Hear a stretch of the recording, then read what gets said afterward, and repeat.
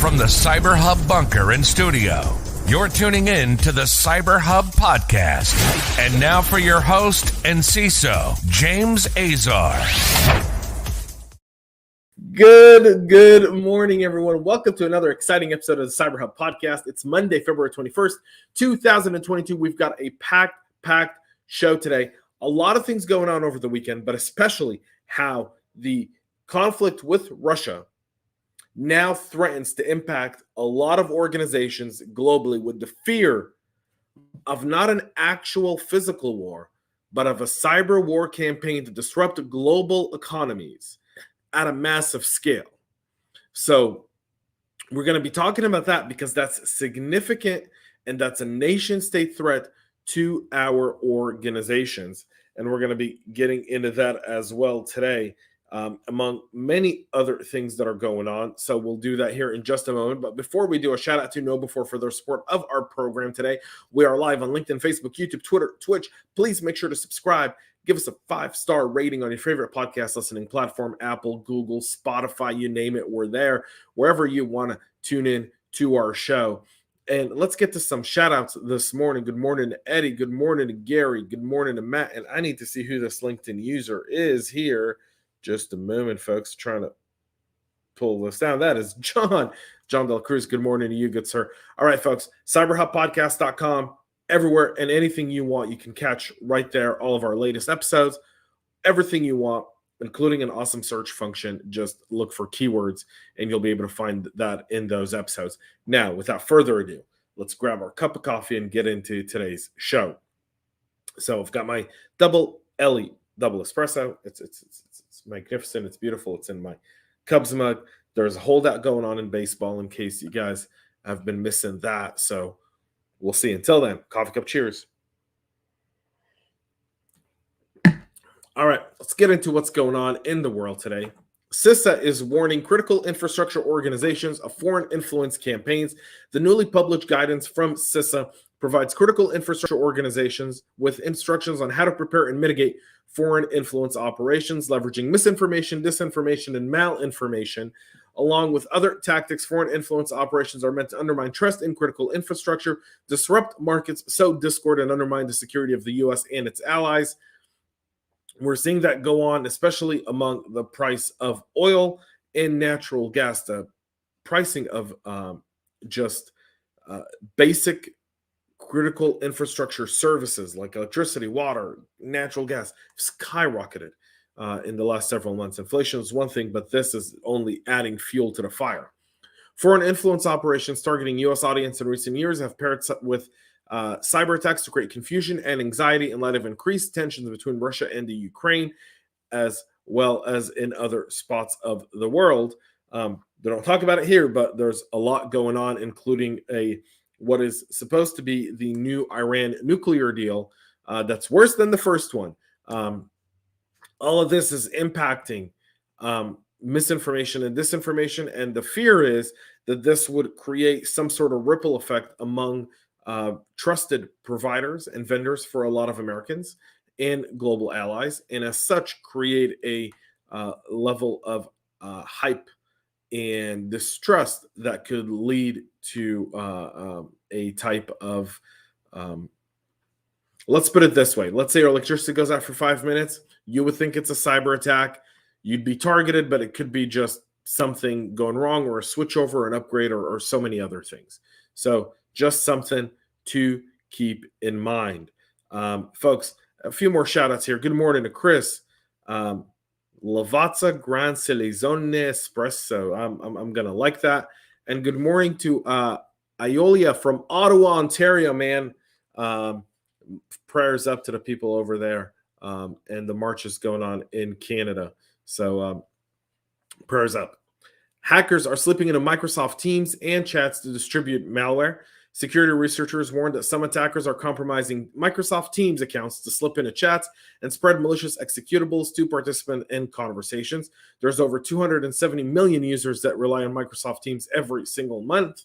Many of them trust the product just straight up. And why wouldn't they? You can't get in there unless you know what it is. So attacks started in January where the company detected thousands of them. Avignon Threat researcher Carl Rogers said that from the data available, most attacks were recorded at organizations in the Great Lakes region of the U.S. In a report today, Avanan says that the threat actor inserts in a chat an executable file called user-centric to trick users into running it. The method then gains access to Teams accounts, remains unclear, but some possibilities include stealing credentials for email or 365 via phishing or compromising a partner organization. You can also get a ton of access. Most teams run like websites. There's a ton of files there. Once they're in, it's significant. Although the attack is quite simple, it may be very efficient because many users trust files that they get in Microsoft Teams, and that's why you've got to control access to Teams. Make sure you're constantly reviewing access. Make sure you've got your full E5 suite deployed. That also helps significantly. Iranian hackers are targeting VMware Horizon servers with Log4j exploits. Log4j is not over yet. The Iranian hacking group tracked as tunnel vision was spotted exploiting Log4j VMware Horizon servers to breach corporate networks in the Middle East and the U.S.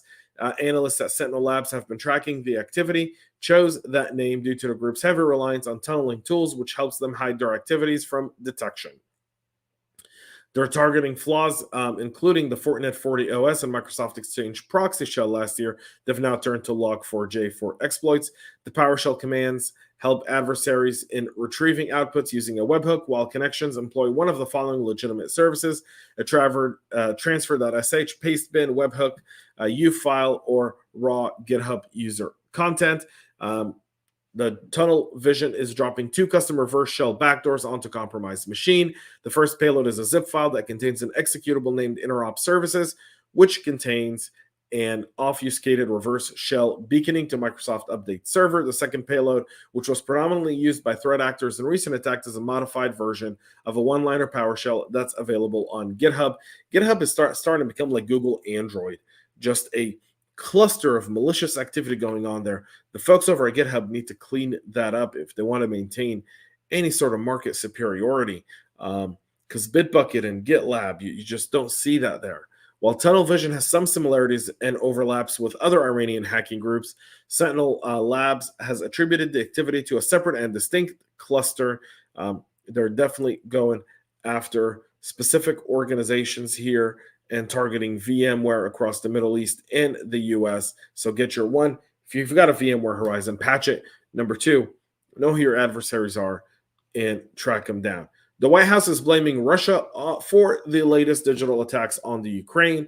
Ann Neuberger, who's the Deputy National Security Advisor for Cyber and Emerging Technology, said from the White House press briefing that we've asserted that Russia was responsible for the distributed denial of service attacks that occurred earlier this week. She said that the U.S. has technical information that links Russia's main intelligence directorate, or the GRU, for the denial of service attacks. That downed the websites for the Ukrainian Ministry of Defense and Armed Forces, as well as 2 major banks.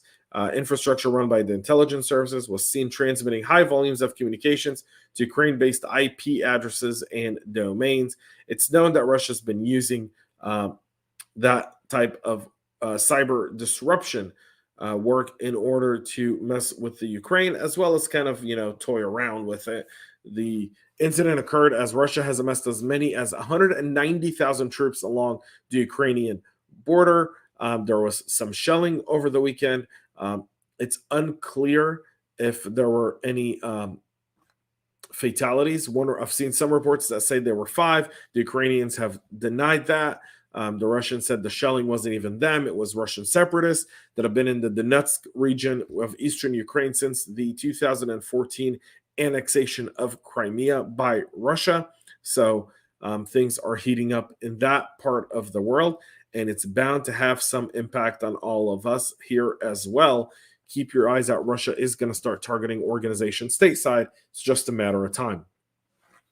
CISA has created a list of free cybersecurity tool and services for defenders. They're rolling this out now, and you can tell CISA is really starting to be very, very not only reactive, but very, very proactive in sharing tools and doing a lot of things, because guess what? Iran, Russia, China are destabilizing forces. We're starting to see a crackdown on cybercrime organizations. So now it's going to be predominantly nation states that we're seeing stuff come from. And so CISA is rolling out a whole set of free tools and services to help mitigate and measure your cybersecurity preparedness. The list currently includes 100 tools and services, including some offered by CISA, Microsoft, Google, Cloudflare, Cisco, CIS, CrowdStrike, Tenable, AT&T, IBM, Mandiant, Splunk, VMware, SAN, SecureWorks, and Palo Alto. 25 are open source tools not linked to any vendor. The agency has advised organizations before turning to free tools and services to fix known high-risk vulnerabilities, implement multi-factor authentication effectively, replace unsupported products, and reduce their internet attack services. Organizations can also sign up for CISA's cyber hygiene vulnerability scanning, which involves a vulnerability scan and the delivery of weekly reports. All of this is very, very effective to help in you defending and protecting your organizations. Folks, that's it for our brief this morning. We'll be back tomorrow on time. Today, we're just running a few minutes late due to a technical difficulty here that we've got resolved. So a lot more tomorrow. Until then, have a great rest of your day. Patch your VMwares. Know what's going on in Russia and other places. And most importantly, folks, stay cyber safe. We love feedback, so make sure to connect with us on social media and subscribe to our podcast on your favorite podcast listening platform.